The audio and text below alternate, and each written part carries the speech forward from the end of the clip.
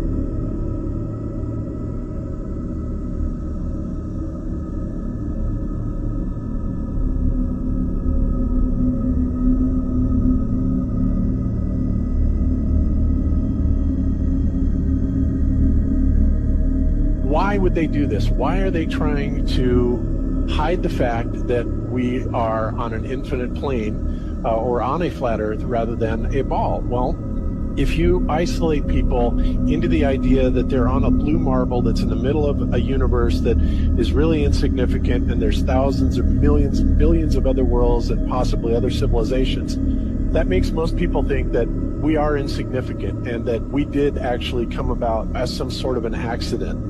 Now, when people believe that, their minds are much more malleable into being given the idea that there is no God, there is no creator. And because of that, that also gives the controllers this fertile soil to build other deceptions on.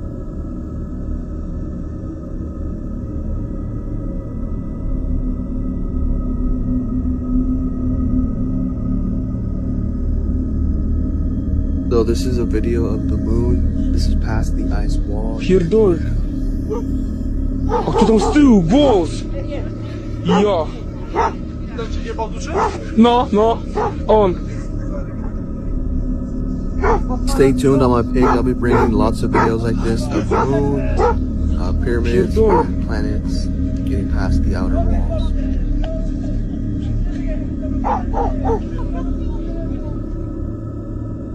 So this is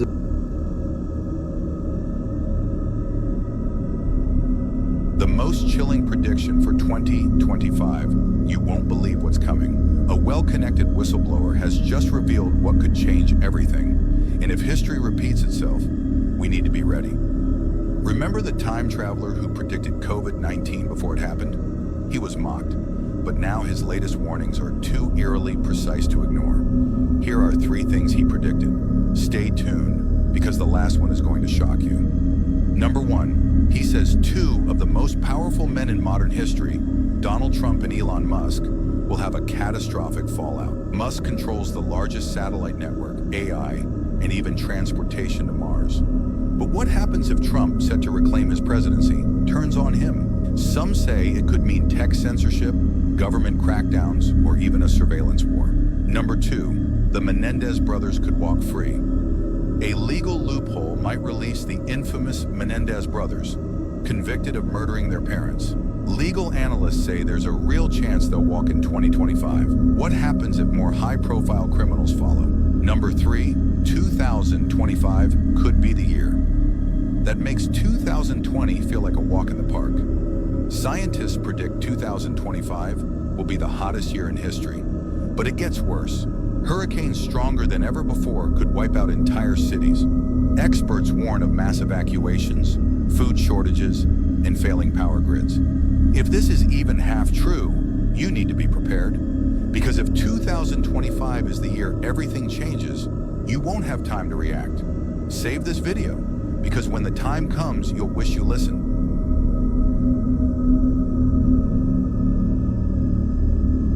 German archaeologists discovered something so disturbing, they tried to hide it. In 2003, German archaeologists claimed to have discovered the tomb of Gilgamesh, the legendary giant king of Uruk. This finding aligns with ancient descriptions, suggesting he stood around 8 feet tall.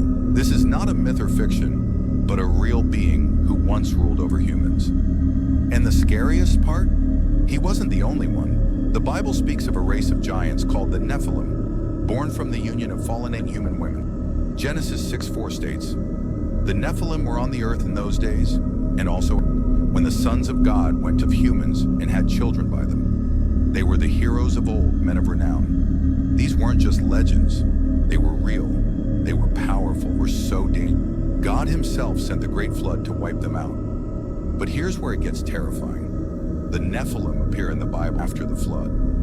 Numbers 13:33 describes them in the land of Canaan, where spies reported, "We saw the Nephilim. We seem like grasshoppers in our own eyes, and we look the same to them. If the flood was meant to destroy them, how did they return?" And it doesn't stop there. Stories of giants exist in every ancient civilization. Greek titans, towering godlike beings of immense power, Norse Jotun, giant warrior beings from beyond our world, Native American legends, red-haired giants who roamed the land. If Gilgamesh was real, what else are they hiding from us? Could the Nephilim still exist today? Or were they truly wiped out? Comment below and follow if you stuck till the end.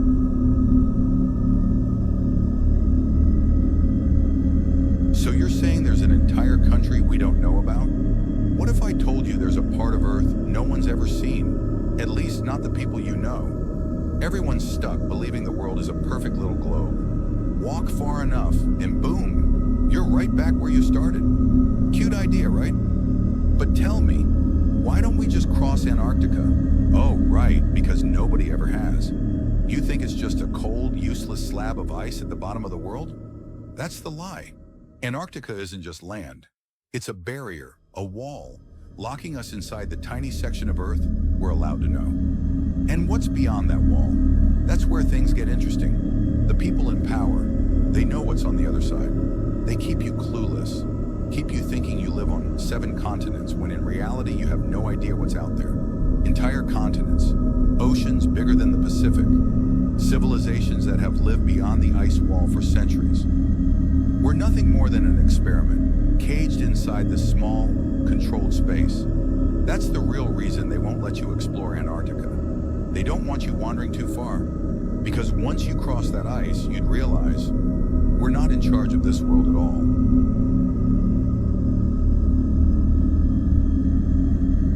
This is the Chronicles of Georgia, and the fake mainstream history tells us that this was built in 1985. However, there's no construction photos or videos of this monument being built.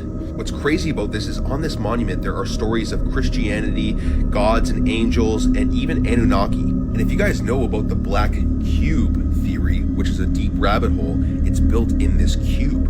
So there's a lot of theories out there that are saying that this is actually an old ancient structure from fallen angel technology. Maybe the giants built this. Look at how massive these monuments are. Do you really believe that this was built in 1985 with our modern machinery, telling stories of, ancient times, gods and angels, Anunnaki beings? Look at this Anunnaki figure right there.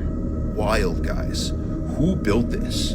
Who built this magnificent structure? I highly doubt that this was built in 1985, but if anyone knows any more information on this, let us know in the comments down below, because this is absolutely mind-blowing to me. Apparently this is unfinished as well, guys. Peace and love.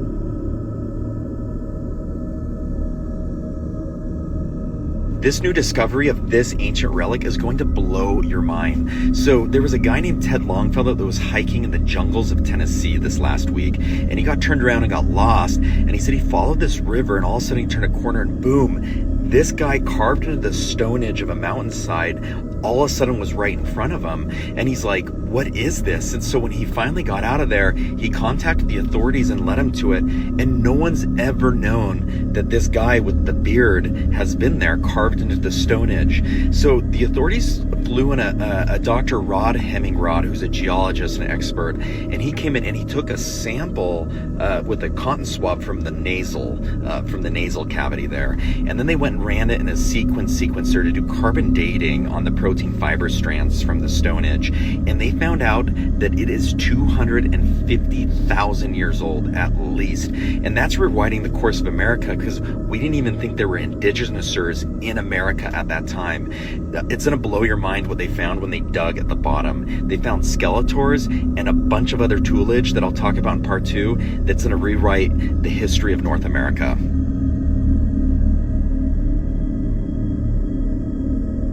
People don't even talk about Ceres. It has the most fresh water of any other planet in our solar system. Where's this location? That's the next planet after Mars, Ceres. Really? Ceres. How big is it? It's like Pluto size? It's about maybe 2/3 smaller than Mars. And guess it's a what? dwarf planet. It follows an orbit between Mars and Jupiter near the middle of the asteroid belt with an orbital period. When they flew by it, You heard about this before? I didn't know there was another planet out there. Listen, when they flew by it a few years ago, the lights were on. They sent the probe out there. What? The lights were on. And so they started trying to say it was ice particles glistening in the sunlight. So when they got to the dark side, guess what? The lights were on the dark side. So they couldn't use the ice particle explanation anymore. So they just said, we don't know what it is.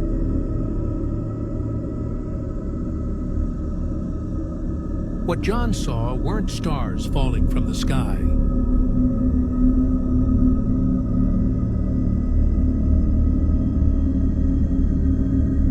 He described it the only way he could, using the words of his time. Stars from heaven fell to the earth, Revelation 6:13.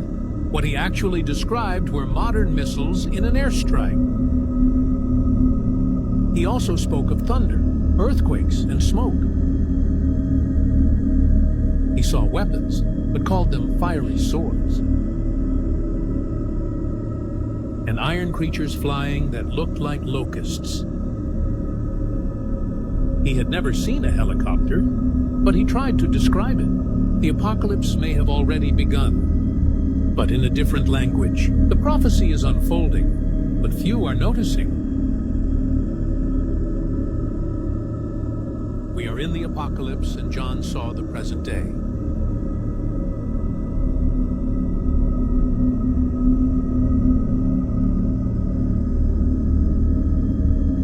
So they're coming out and they're saying again that Jesus' body has been found inside of a pyramid in Egypt. I don't know if last time they made this headline it didn't get that much attention, so they had to come and do it again 3 months later. But y'all already said this, and we already proved this is false. Why? Because Jesus ascended to the Father, and his body is nowhere to be found on earth. Nowhere. Trying so hard to disprove the divinity and the Godhead of Jesus Christ that they are still saying that his body is found in the inner chambers, might I add, inside of a pyramid in Egypt. Isn't it interesting that in the King James Version of the Bible, it specifically says, this is Jesus talking in Matthew 24, it says, where therefore if they shall say to you, behold, he is in the desert, do not go forth. Where is the pyramids in Egypt? In the desert. Behold, he is in the secret chambers. Jesus says, believe it not. Chambers. And what are they saying? They're saying that he's in the secret chambers. He's in the chambers of the pyramids. Isn't it interesting that Jesus said, hey, I think people will probably believe this if I don't respond to it 2,000 years before it happens. So 2,000 years before they're saying where he's found, he's telling you, they're going to say I'm in the desert. That's where the pyramids are. And they're going to say I'm inside of the inner chambers of these pyramids in the desert. I am not there. It's telling us they're going to say this, and they came and they're saying this. The enemy would have knew this if he read his Bible. But clearly the enemy didn't read his Bible. Jesus is risen. He is ascended to the Father, and he's at the right hand of God as we speak right now. Do not believe it when people say he is there, and he is... No. But one thing I will tell you that is a guarantee, he is coming back. And he's going to come back, and he's going to respond to those people who said his body was in the inner chambers. Come on now. Don't be foolish.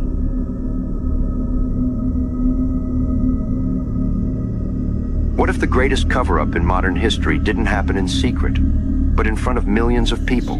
Between the 1800s and early 1900s, World's Fairs appeared across the globe. Chicago, St. Louis, Paris, San Francisco. Enormous cities filled with grand domes, towers, and impossibly advanced buildings constructed in record time. At least, that's what we were told. Some of these fairgrounds were over 600 acres and held hundreds of monumental structures.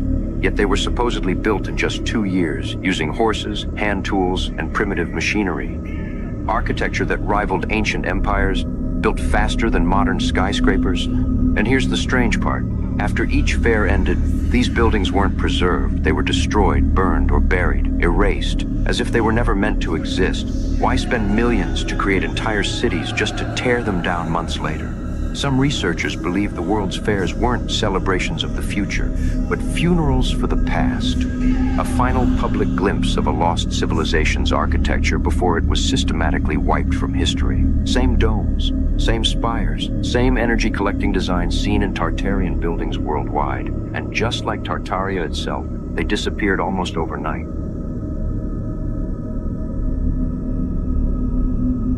Look, we have 46 chromosomes, right? Right.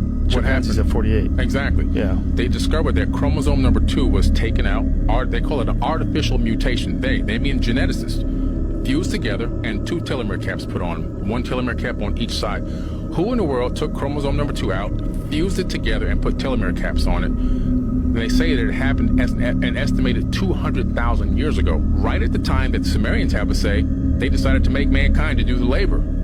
There's no coincidence that the tablets are aligning with modern science. And this means that a couple things. The first thing, it means that we were genetically modified. The second thing that it means is the telomere caps limit our lifespan to about 120 years max, according to Harvard scientists. Now, in the Bible, what does it say? It says that my seed shall not abide in man forever. His years shall be 120.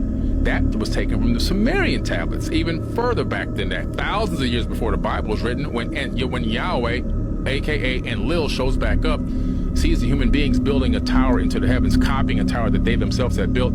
It pissed them off, and he said, wherever their hearts decide to do, they shall achieve it.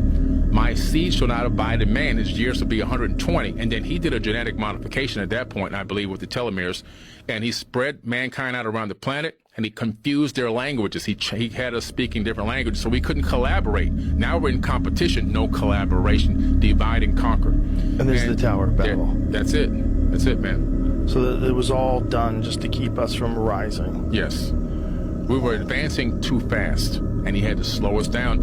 If we shorten their lifespan, then they won't have enough time. By the time they realize who they are and what power they have, they'll be dead. And see, that's what's happened to us.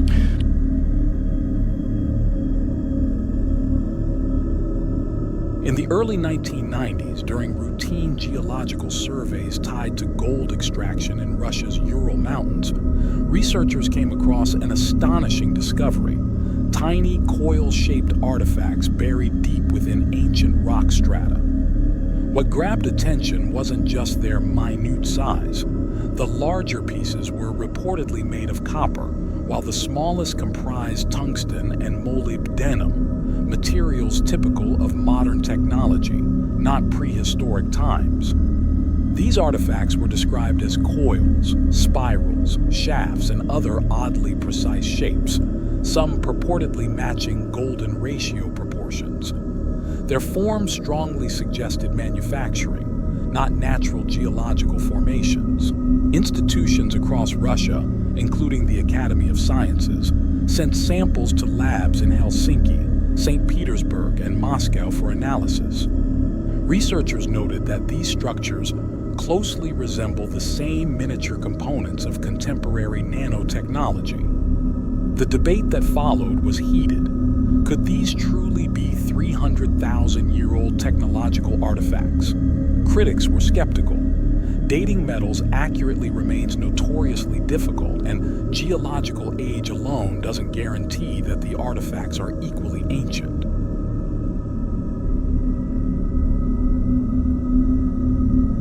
What was Da Vinci hiding in this painting? In 2003, a writer named Dan Brown wrote a story called The Da Vinci Code. It's not a true story, but it talks about secrets hidden in a famous painting called The Last Supper. Some people wondered if there might be some truth behind these secrets, even though the book is just made up. 4 years after the book was published, a man named Silvisa Pesci was carefully examined the painting when he decided to put a mirror image on top of the existing artwork. He couldn't believe his eyes. The painting changed. It was like the painting transformed into a completely different picture. Figures resembling the Knights of Templar suddenly showed up together with the newborn baby. But what really caught everyone's attention was that there was now a chalice in front of Jesus. It made everyone wonder what it meant and why it was there. Some people speculate that Da Vinci could be alluding to the fact that the reason the Holy Grail has never been found was because it was not a cub, but the baby who was believed to be the descendant of Jesus Christ. Made it this far? Prove it by commenting Da Vinci.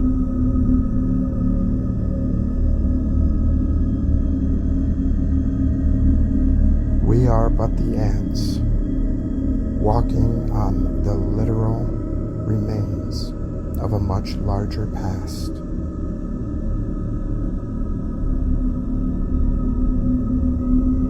And when your eyes are open to that truth, this world's beauty truly becomes that much more unimaginable. Question everything, friends. Until next time.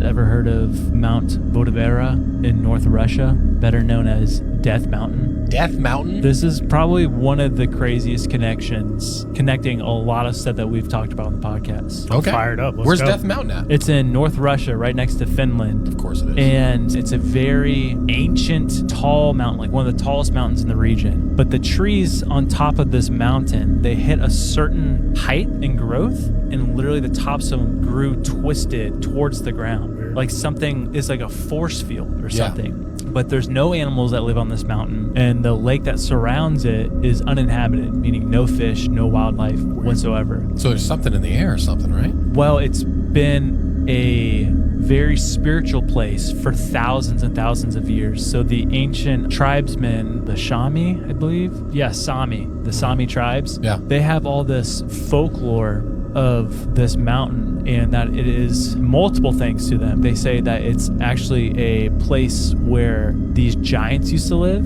Of course. and that it is the tallest mountain to where there's this giant flood that happened on the earth, and these evil giants who they say came from the fallen gods went to this mountain. Some of them went to this mountain to escape the flood. Some of them went into the earth, like in cave systems. They believe that there's the spirits of these evil giants still roam on this mountain today. And there's just a lot. It's like one of the most unstudied regions of Earth. Really? There's no road access to it. So you literally have to hike back to go visit this mountain. Yeah. There are 16,000 of these giant boulders, like megalithic boulders that are bouncing on smaller rocks. But these shamans and stuff, they believe that these boulders were placed by the giants, and they act as a portal to another realm, the spiritual realm, they say. So they say that these giants are actually very hard to kill because they could go to these portals and escape into the spiritual realm. Dude, is that what Bigfoot is? Just a hairy giant? Dude, it makes you think. I mean, because they talk about they were like these giant, grotesque, hairy beings. They said that they're evil. They would eat men. They believe that these spiritual beings they said that they were cast down to earth because they made the good gods upset, and that they were, one quote says that they were thrown to the earth like lightning. And good thing this isn't no parallels for what we've ever talked about. Right? It's kind of crazy. These are ancient Finnish people. Yeah. And they had this long understanding of this mountain being a sacred place to where the fallen gods came and created these giants. And even today, they call it Death Mountain because nothing grows there. There's actually a well on this mountain that it clearly looks man-made or made by giants. It's like a perfectly square well. And no scientists have ever done study on it, so they actually don't know how deep the water goes in it. Oh, interesting. It could literally just be the deepest thing. Yeah. Cave system. Hate that. That's super But scary. even today, there's a lot of weird paranormal stuff that happens. Like a lot of people that go hiking there, they'll just disappear. Yeah. And a lot of people report time slippage. People report seeing strange lights and hearing weird noises constantly on this mountaintop. And so there is some weird stuff happening on this mountain. They refer to the giants as the Stallo, S-T-A-L-L-O. It says the Stallo were monstrous, dark beings who terrorized humans. Some legends say they were fallen spirits or deformed celestial beings. They are often deceptive tricksters luring humans into deals or battles. Some myths describe them as eating human souls or kidnapping children.